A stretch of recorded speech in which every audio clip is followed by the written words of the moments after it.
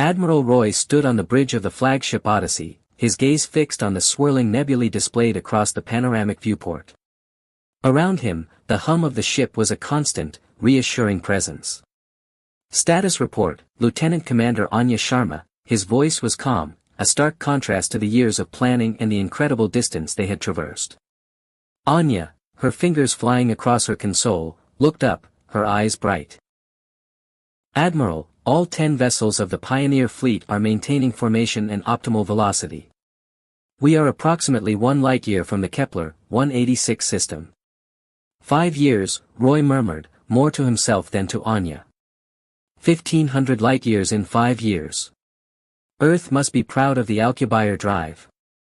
They are, Admiral, Anya smiled. The transmission we received before entering lightspeed jump was filled with congratulations and, a touch of envy, perhaps. A chuckle rumbled in Roy's chest. Envy is a human condition, Lieutenant Commander.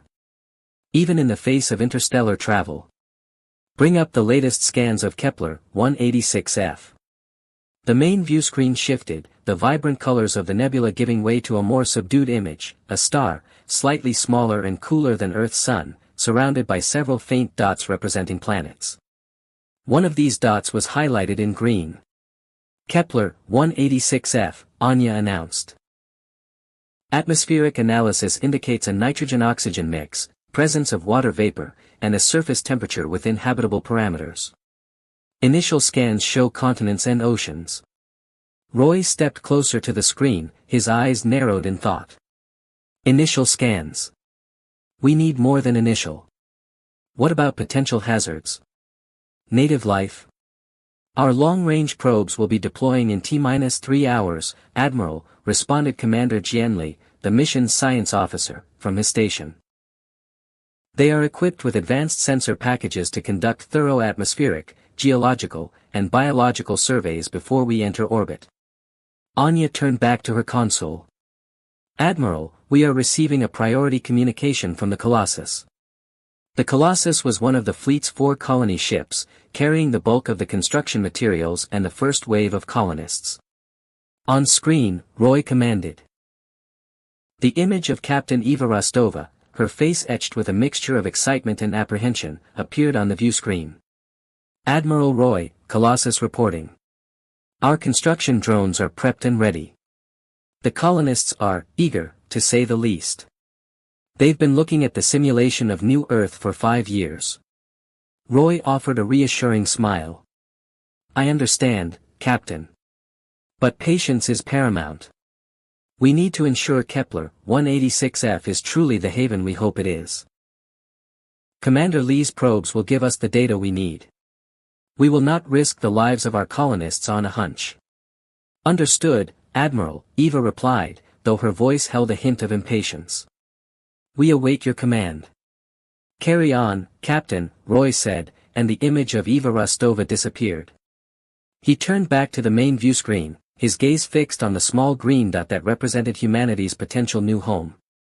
Lieutenant Commander Sharma, he said, his voice firm. Prepare a message for the entire fleet. Remind them of our mission. Remind them of the hope that rests on our shoulders. We have traveled far, but our journey has just begun. Aye, Admiral, Anya replied, her fingers already moving across her console. The message will be sent immediately. As the Pioneer fleet continued its silent journey through the vastness of space, a sense of anticipation filled the bridge of the Odyssey. They were on the verge of a new beginning, a testament to human ambition and the unyielding desire to explore the unknown among the stars. 2 hours later, the Odyssey's bridge was a hive of controlled activity. The long-range probes had been deployed, a small swarm of autonomous vessels hurtling towards Kepler 186f. Their data streams, now filtering back to the main view screen, were being meticulously analyzed by Commander Lee and his team. Admiral, initial probe data is in, Lee announced, his voice tight with anticipation. The main view screen, now split into multiple windows, showed a detailed topographical map of the planet, overlaid with atmospheric and biological readings. What's the verdict, Commander? Roy asked, his hands clasped behind his back. Lee's face broke into a wide, relieved grin. Sir, it's even better than we hoped. The atmosphere is 21% oxygen, 78% nitrogen, with trace gases well within human tolerance levels.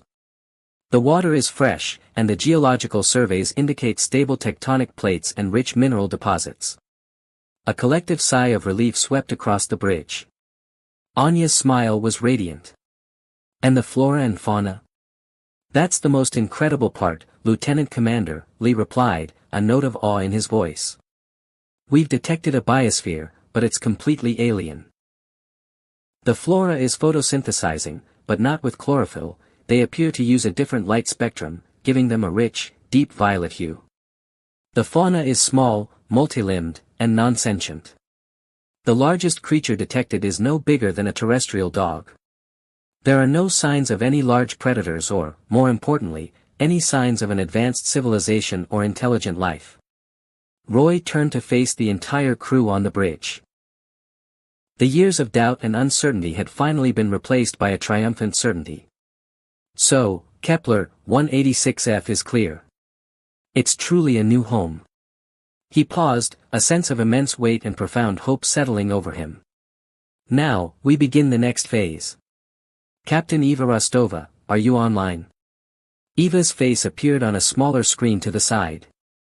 Admiral, Colossus is standing by. We heard the report. The colonists are ready.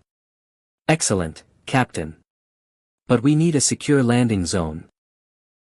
I'm not putting a single colonist on the ground until we've secured the perimeter and established a forward base. Commander Lee, identify a suitable landing site. I want a location with natural defenses and proximity to fresh water and building materials. Lee nodded, his fingers dancing across the console. Already on it, Admiral.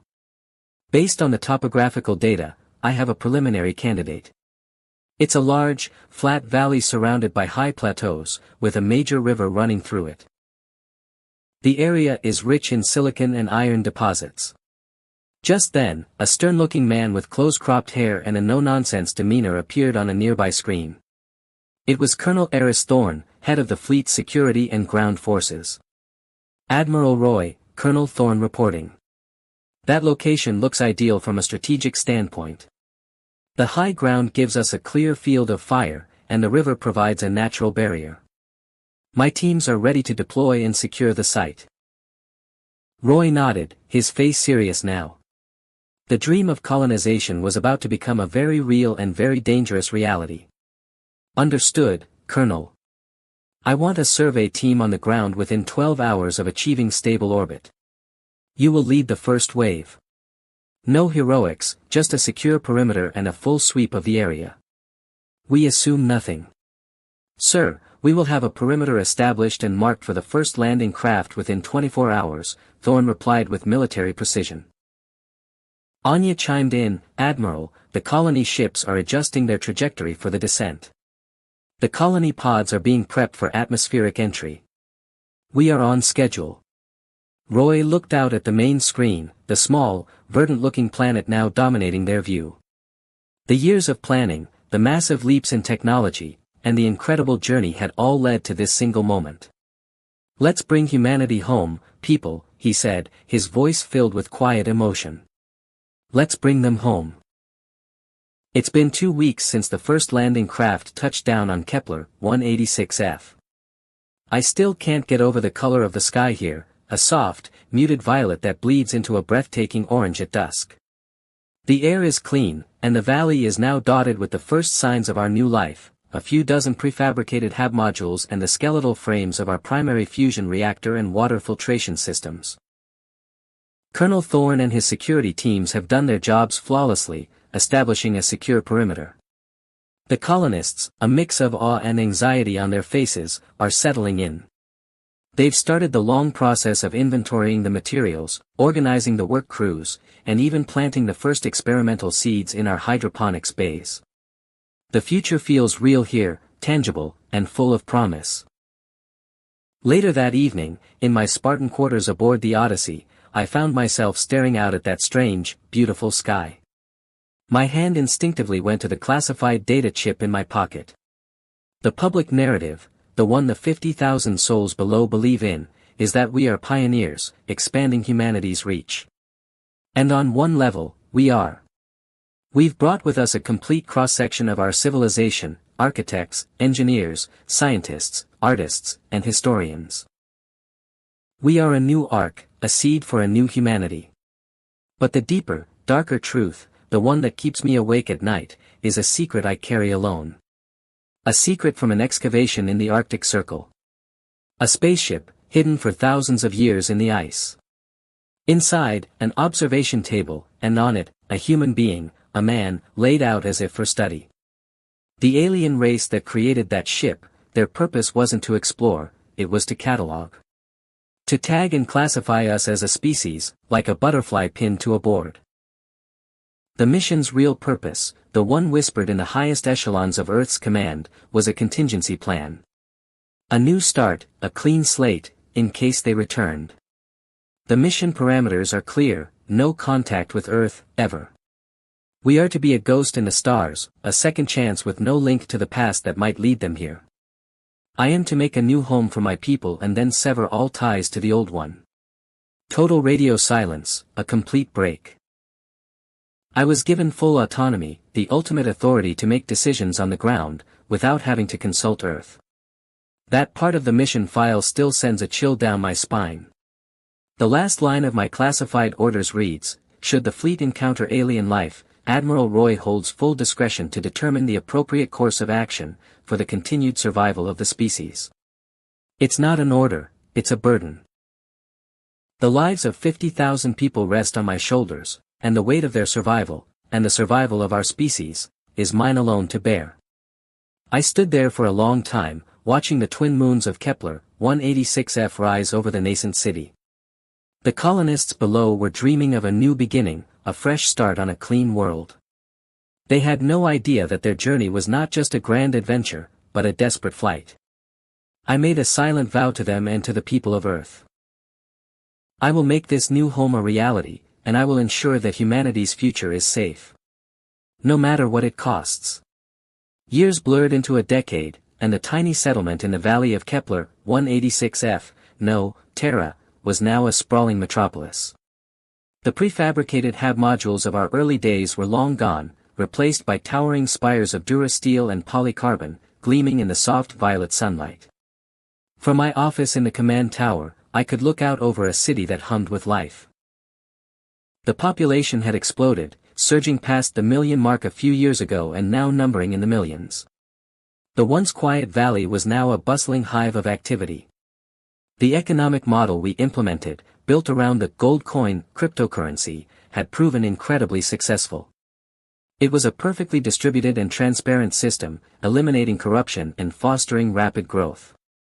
The citizens, a new generation born under this alien sky, knew no other form of commerce. Our manufacturing plants were churning out goods at a pace that would have been unimaginable on Earth. The abundance of exotic metals from the asteroid belt, thanks to our hyper-efficient mining drones and cargo haulers, meant we were never short on resources. The orbital platforms and space stations we had built were a testament to our ingenuity and a monument to our new technological prowess. We were no longer just surviving, we were thriving. The shipyards, a massive industrial complex on the shores of the great ocean, were my greatest point of pride, and my deepest source of anxiety. While the official narrative was that they were producing cargo haulers to fuel our expansion, I knew their true purpose. The advancements in propulsion and hull design, while publicly attributed to mining efficiency, were born from the classified files I carried. These ships weren't just for hauling rocks, they were for defense. A contingency, a whisper of a promise to the men and women who had trusted me with their lives. I ran a hand over a holographic display showing the city's power grid, a beautiful, complex web of energy flowing from our fusion reactors. I thought of Earth, of the civilization we had left behind, and the silent, gnawing fear that had driven us here. We had built something better, faster, more efficient. We had done exactly what we had been tasked with, we had made humanity bloom. But the question always lingered, for how long? Every time a new ship launched from the shipyards, every time I saw a family laughing in the city square, I felt the weight of my secret. We were no longer pioneers, we were the custodians of a new world, built on a foundation of a lie and a fear of what might be coming. The original mission was a contingency plan. Our rapid growth, our advanced technology, was no longer a matter of development, it was a matter of survival. And every day, I felt the silent protocol humming in the back of my mind: no contact, no trace, no link. We were alone, by design, and our success was both our greatest triumph and our most dangerous secret. Decades had passed, but the first true test of our new home wasn't from the planet itself, but from the void. My communication officer, Commander Anya Sharma, now a grizzled veteran with streaks of silver in her dark hair, burst onto the bridge, her face pale. "Admiral Roy, we have a contact. Unidentified vessel. But, the signal is not of human origin." A cold dread washed over me. Shit. It's too early. My mind raced back to the classified files, the frozen spaceship in the Arctic, the experiment. I had hoped for more time. For centuries, even. A low-frequency hum permeated the bridge as the main viewscreen displayed the ship, an elegant, biomechanical-looking vessel unlike anything we had ever conceived. "What is the transmission? What does it say?" I demanded, my voice a tense whisper. Anya's fingers flew across her console. "Our translation system is working on it. It's a trade request, sir. They say they are a luminary trade vessel. They want to dock at our orbital platform, look at our goods, and possibly trade." Her eyes, wide with disbelief, met mine. They claim to be peaceful. A terrible realization dawned on me. Shit. We can't ignore this. Our civilization had grown to a population of 10 million, with 10 major cities scattered across Terra. We were a beacon of life and progress, an impossible-to-miss target. We had been found. I leaned back in my command chair, rubbing my temples. "Maybe it is peaceful," I murmured, more to myself than to the crew. The fate of humanity, our contingency plan, our second chance, it all hung in the balance. "All right, prepare to receive them. Let them dock. Prepare me a diplomatic envoy. I will meet them myself." The airlock hissed open, revealing a being of pure bioluminescence. It was a humanoid form, its body a flowing cascade of soft, golden light, enclosed within a clear, gelatinous membrane. Its face had no discernible features, but its light seemed to shift and pulse in a way that our translation software interpreted as a look of gentle curiosity. The creature floated, rather than walked, into the hangar bay. "Greetings," the voice spoke directly into my mind, a soft, resonant hum that our translators rendered into perfect English. "I am Ambassador Kylar of the Luminari Confederacy. We are pleased to find your world. You have a bustling civilization here. It is unexpected." I stepped forward, surrounded by my diplomatic team and a silent, heavily armed security detail. "Admiral Roy of the human people. Our world is called Terra. We are a young civilization." The lie tasted bitter in my mouth. Kylar's light pulsed, a form of laughter, perhaps. "Young, yes, but not primitive. Your technology is fascinating.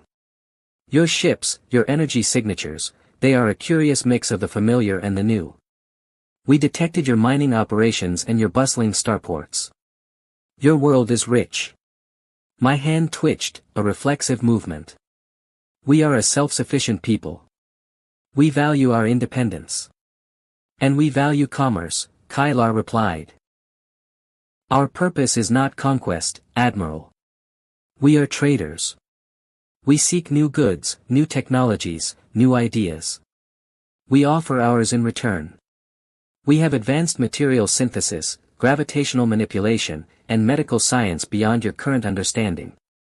You, in turn, have your unique mining techniques, your interesting gold coin economic model, and the unique flora of your world. We could both prosper." A terrible realization settled in my stomach. They weren't an invading force, not yet. They were a galactic civilization, vast and powerful, that had stumbled upon us by chance. We were a curiosity, a potential trading partner. But if they could find us, others could too. The silent protocol of non-contact with Earth was now useless. We had been catalogued by another, a new entry in a vast, interstellar ledger. I met Kylar's gaze, or what I perceived as a gaze, with a newfound resolve. My mission wasn't to hide forever, but to ensure humanity's survival. And if that meant trading for technology that could protect us from the very beings we feared, so be it. We will consider your offer, Ambassador Kylar, I said, my voice now firm and steady. But know this, we are not a people to be trifled with. We are here to stay. The alien's light pulsed again, a silent acknowledgement. We look forward to a profitable relationship, Admiral Roy. The galaxy is a big place, and it is always a pleasure to meet new neighbors. My hands were shaking, but a new, steel-edged determination filled me. The age of isolation was over. The game had changed. We were no longer hiding. We were now a player on a far larger field. Admiral Roy extended his hand, and the Luminary Ambassador, Kylar, responded by coalescing a tendril of golden light into a solid, warm form. Their handshake, a meeting of flesh and energy, was the first official act of interspecies diplomacy for humanity. The galaxy is a big place, Ambassador Kylar, Roy began, as they stood in a conference room on the orbital station, a panoramic view of Terra's violet and orange clouds swirling behind them. It's a pleasure to meet new neighbors. Kylar's light pulsed, a gesture of understanding. And to find new worlds to trade with. We last passed through this sector of space approximately 500 of your cycle ago. It was empty. We are surprised and delighted to find a thriving civilization here. Roy paused, the weight of his secret pressing on him. He had to be careful with his words. Our journey here began less than 50 years ago. Our homeworld was dying. We traveled the stars in search of a new home for our people. Admiral Roy extended his hand, and the Luminary Ambassador, Kylar, responded by coalescing a tendril of golden light into a solid, warm form. Their handshake, a meeting of flesh and energy, was the first official act of interspecies diplomacy for humanity.